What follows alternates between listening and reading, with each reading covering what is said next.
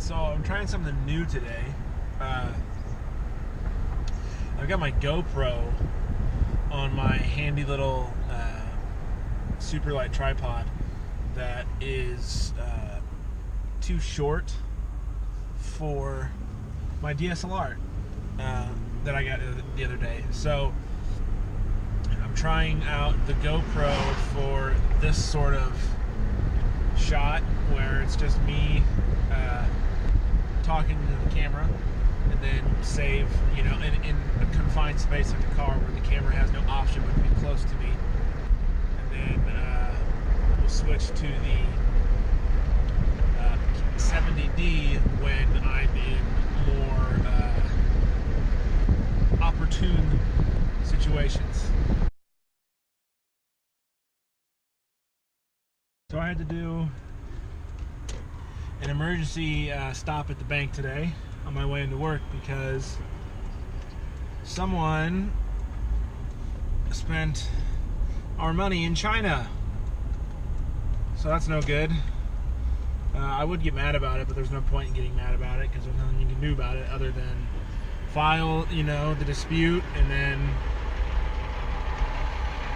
the bank gives me my money back and they lose the money. So I guess that's, you know, cost of doing business. But it's just really annoying when smart people use their smarts to hurt or I'm not even sure what the word I'm looking for is. Just make other people's lives difficult.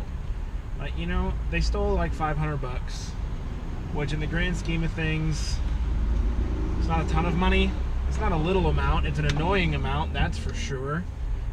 But, you know, like, these guys and ladies are obviously intelligent enough to figure out discreet ways to get a hold of debit card information and then use that to their advantage. So they're not stupid, but why not put that intelligence and ingenuity towards something that's, you know, beneficial to more than just yourself and does not cause damage to other people.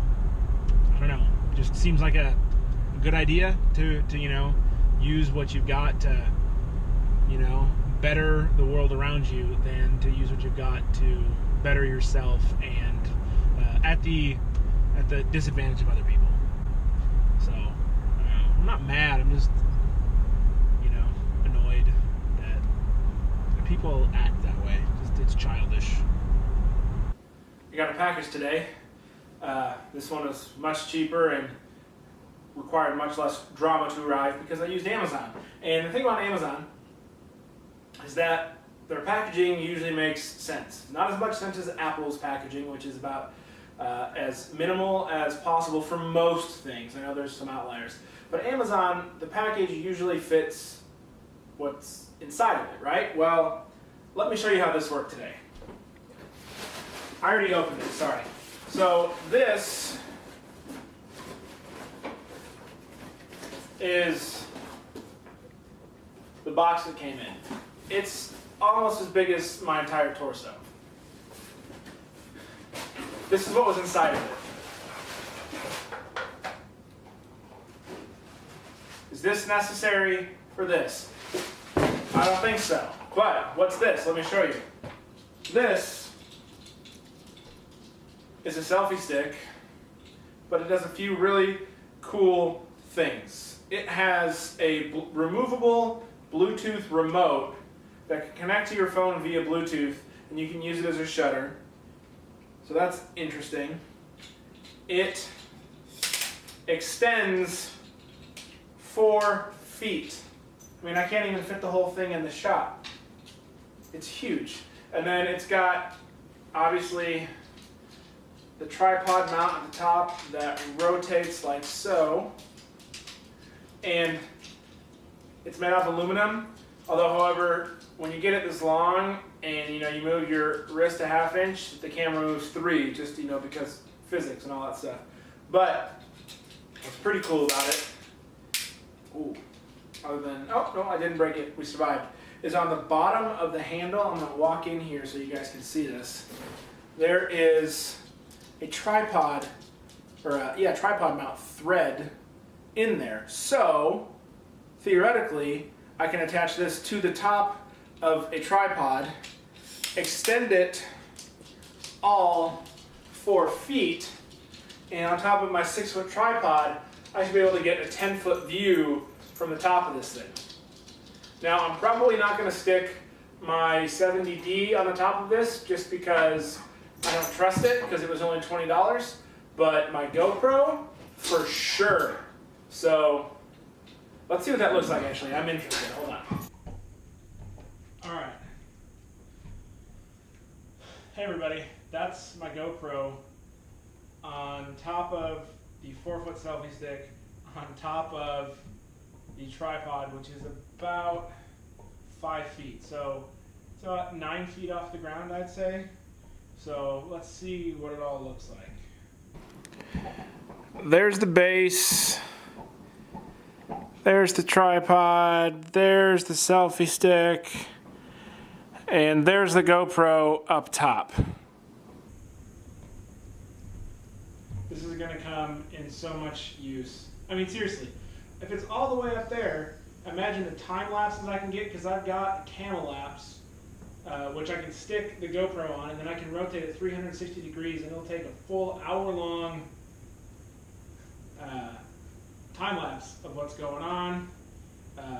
You can get great footage of crowds, like at a concert. You can do the panoramas over the crowds, national parks, birthday parties, weddings, just sticking it in the corner up there and letting it do its thing.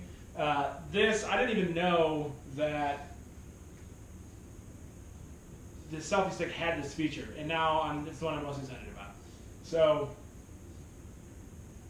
really cool. So I just watched the first episode of Mr. Robot, the TV show from USA Network. I think it's a terrible name, but it's a very interesting show. My boss recommended it to me. It's about this young guy who is a security analyst, tech guy by day, and a computer hacker by night.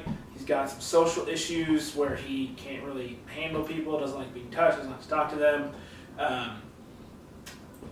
He sees a shrink, and she thinks that he's seeing these men in black that are following him, but turns out they're real, which is not shocking. But the guy that plays the main character, Elliot, does a very, very convincing job of actually being that way, and he establishes right from the get-go this sort of relationship with the viewer, which is a nice twist. Here's the thing about Mr. Robot, though. If you remove all of the murdering from Dexter and replace it with hacking, you have essentially the same show. A guy with serious social issues who talks to the viewer as their imaginary friend while all this stuff is going on. He even keeps record of his hacks on CDs, whereas Dexter kept them as blood slides, and they hide them. So the concept of the socially messed up, but sort of Robin Hood type, taking down the bad guys mentality is not new, but this whole political aspect of Mr. Robot is new compared to Dexter. Dexter was all just about... Really, Polly? Dexter was all about just taking out bad guys with no real political motive, where it seems like Mr. Robot is going to be a lot more driven by economic and political things. So anyways, that was a much longer explanation than I was going into. My boss recommended it to me. I enjoyed the first episode. I'm going to continue watching it. But anytime I find a TV show that is intriguing to me, I want to pass it along, because there's just so much garbage out there that it's helpful, to actually have a decent show to watch if that's something that you want to do. So anyways, now it's time to watch U.S. men's national soccer team play Ecuador. I'm excited. I am cautiously optimistic that we can win this game. We can. I don't know if we will. I'm a little nervous. I'm anxious. We'll see how it goes. We just scored a goal 1-0. Let's go. 2-0. We won. 2-1.